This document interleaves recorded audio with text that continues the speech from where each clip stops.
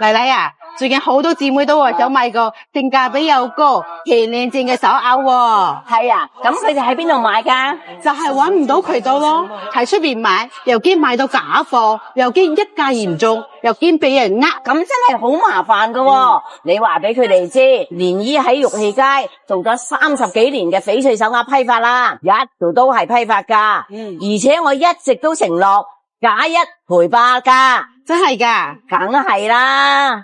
咁有冇啲靚貨俾姊妹睇下先呢？